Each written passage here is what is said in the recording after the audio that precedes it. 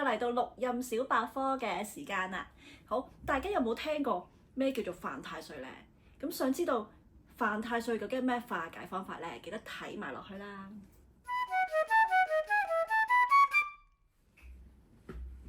Hello， 大家好 Hello 歡迎大家嚟到今個星期嘅 Social Talk， 或者係我哋嘅錄音小百科。咁今集呢，我哋會同大家講犯咗太歲，我哋可以點樣做？可以用啲乜嘢我哋錄音嘅方法嚟到化解呢？咁首先犯太歲啦，每年都唔同嘅，因為我哋呢條片呢唔係淨係放今年㗎，咁我哋就唔使講大家咩生肖犯，自己上網 check 啦，好簡單嘅啫。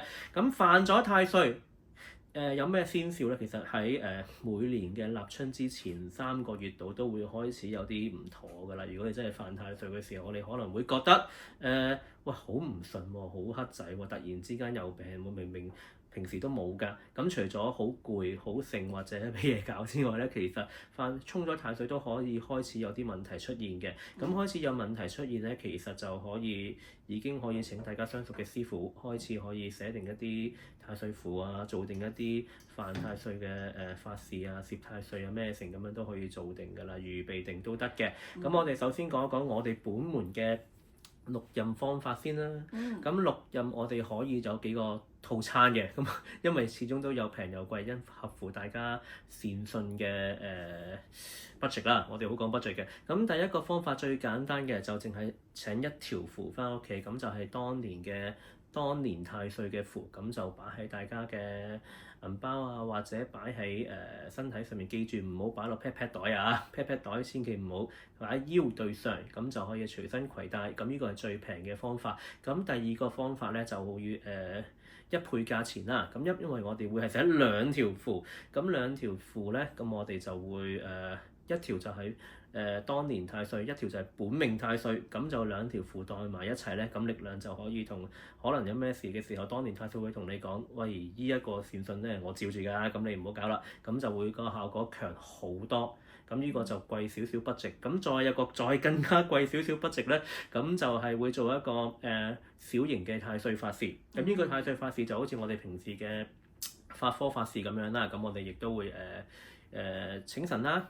我哋會用咒表啦，跟住會幫你拎埋2條符，跟住就會幫你化埋嘅。我有問題問，係咪即場做嘅呢樣嘢係必須面對面咁樣做會好啲？可以唔使，都可以幫你凌空做。譬如喺外國嘅朋友，你哋好難過到嚟㗎嘛，好正常。咁我可以幫你做都得嘅。咁亦都當然親身過嚟又得，咁就悉隨尊便，好化先嘅。即係都一樣嘅啫，個效果都一樣，咁就可以影翻啲片俾大家睇，咁就大家知道，我哋真係有做，唔係求其咁樣嘅。因為我哋自己都信因果，唔會話收咗客戶錢跟住求其，唔會。我哋都會好清楚嘅手錶啦，亦都會符啦，準備好晒啦，亦都準備晒供神嘅物品咧，咁就一次過做。咁呢個就貴少少 budget，咁再貴少少 budget都有嘅，咁就去加埋我哋嘅天醫法事一齊做，咁就會再強啲。咁再貴少少 budget嘅都唔少少㗎啦，咁就都有嘅。咁就我哋係會做一個少少嘅種生基儀式，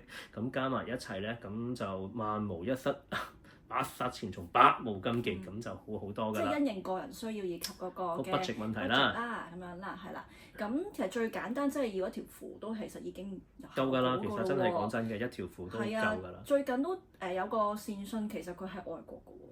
都唔止一個，咁就其實收到太歲符嗰個唔好嘅際遇咧，因為當然犯太歲先會揾我寫啦。咁其實犯咗之後收到條符，淨係1條啫，咁已經好咗好多㗎啦。有冇話一定要年頭去即係招呢一條符啊？定還是任何時間？我覺得我需要啦，咁都可以揾翻相熟師傅或者揾法德師兄去寫咁樣樣。其實任何時候都得嘅，咁當然最好咧。咁你成年得成年咁嘅年頭啦，咁但係如果有事都唔使驚嘅，咁你覺得係關太歲事，你自己感覺得係關太歲事，或者問咗你嘅相熟師傅關唔關太歲事，或者我寫1條得唔得咧？得嘅，隨時寫都得。咁但係記住係淨係有效範圍，有效能力咧就係今年1年立春之前就要寫過第2條㗎啦。